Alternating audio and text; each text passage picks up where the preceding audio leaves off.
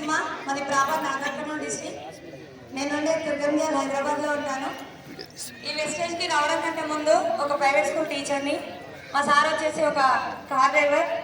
Corona లాక్డౌన్లో ఇద్దరు వరకు వెళ్ళిపోవడంతో ధనలక్ష్మి శంకర్ సార్ వాళ్ళు ఒక్కసారి వచ్చి చెప్పిరు, బట్ నేను అంత బిలీవ్ చేయలే.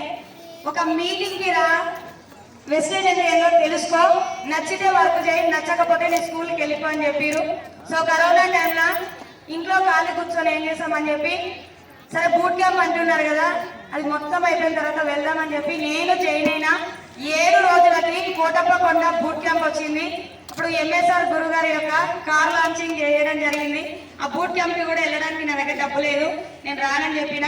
ధనలక్ష్మి మేడం, నేను ఖర్చు పెట్టుకుంటారా, నువ్వైతే రా చూద్దామని చెప్పింది. వెళ్ళినాం. సో అక్కడ నాకు నచ్చింది ఏంటంటే, చదువుకున్న వాళ్ళు డబ్బులు తీసుకురు, చదువు లేని వాళ్ళు డబ్బులు తీసుకురు, ఎలాంటి వాళ్ళైనా అంటే రైతులతో సహా డబ్బు తీసుకురు. వాళ్ళందరూ తీసుకున్నప్పుడు నేను ఎందుకు తీసుకోలేదు? సో నాకు కావాల్సింది కూడా డబ్బే. నేను వెస్టేజ్లోకి వచ్చినప్పుడు కొంచెం అప్పు ఉండే, మాకు ఒక 12 లక్షల అప్పు. అప్పుడు స్టేజీలపై మాట్లాడినటువంటి లీడర్స్, మేము అప్పు కట్టుకున్నాం, డబ్బు సంపాదించుకున్నాం అని చెప్పి.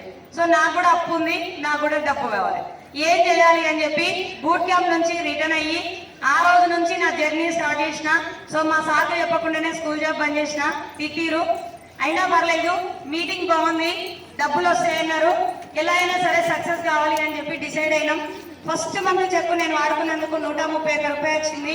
తర్వాత మా సారు కొంచెం క్లాస్ గట్టిగా అయింది. సో గట్టిగా నిలబడాలి, టీం మెయింటైన్ చేసుకోవాలి అని చెప్పేసి టీం ఎప్పుడైతే నేను బిల్డ్ చేయడం జరిగిందో మంత్లీ నా చెక్కు డెవలప్ అవ్వడం జరిగింది. సో 1 lakh వచ్చిన తర్వాత మా సార్ అవ్వడం జరిగింది. మా సార్ ఎప్పుడైతే ఎంట్రీ అయిందో అప్పటి నుంచి చెక్ అనేది ఇంకా చాలా డెవలప్ అయింది. నా ప్రజెంట్ ఐఎస్ చెక్కు 1,41,630 రూపాయలు. దాంతోపాటు ఒక 10 లక్షల కారు కూడా తీసుకున్నా. 12 లక్షల అప్పులో ఒక 8 లక్షల అప్పు అయితే ఇప్పటి వరకు క్లియర్ చేసుకున్నాం.